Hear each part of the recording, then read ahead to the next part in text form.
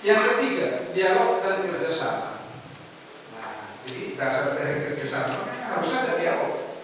Gereja Katolik mendorong dialog dan kerjasama antar agama untuk mempromosikan supaya bisa tercipta saling pengertian, toleransi dan perdamaian. Tanpa dialog, jangan angkat di perkara. Apa yang dibicarakan dalam dialog?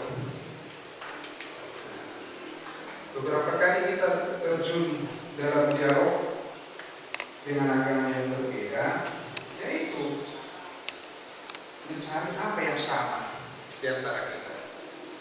Kalau yang berbeda pasti banyak, ya kan? Yang berbeda pasti banyak.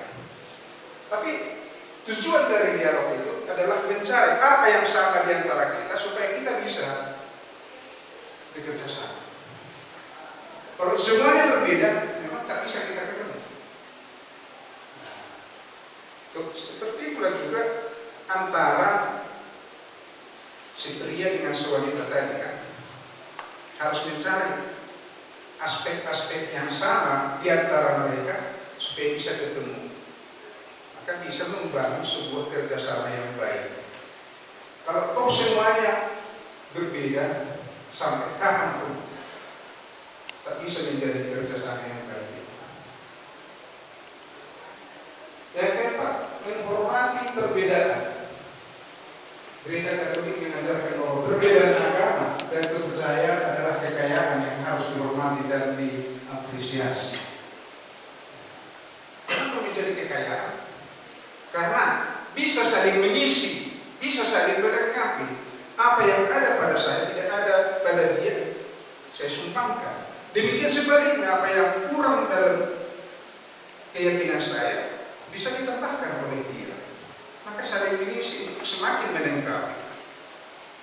Nah, makanya dalam konteks satu kampung misalnya, nah, katakan contoh di Harian, di Sihota, yang ya, tercipta kampung moderasi misalnya di Sihota, ada sebuah kekayaan yang boleh kita lihat di sana dalam bingkai kebersamaan mereka, bahwa hajatan-hajatan atau pesta-pesta di kebersamaan mereka terbangun dengan baik, ada terstruktur dia, terstruktur.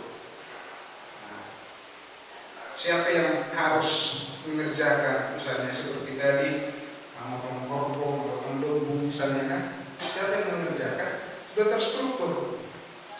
Nah, demikian juga hal-hal atau unsur-unsur hakiki dalam adat istiadat itu tidak menjadi hilang hanya karena mencari kesamaan tadi. Hal-hal hakiki dalam ikatan dari Natul misalnya tidak menjadi hilang. Sobana hula-hula manat mardumat tubuh dan mardumat tidak menjadi hilang walaupun misalnya harus mereka yang bertugas, ya.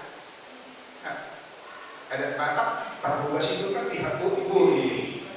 Siapa yang berada di posisi pihak buruh, tugasnya bertugas. Nah, tapi dalam bingkai kebersamaan ini tadi, karena sudah dirajut dia dalam konteks keberimanan itu, maka kalau mereka pun harus menjadi tertugas, walaupun tutur mereka budak-budak, tidak menjadi masalah.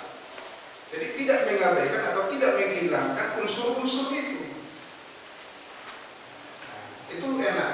Maka mengapa menjadi kekayaan? Ya karena kita tidak pernah bersinggungan.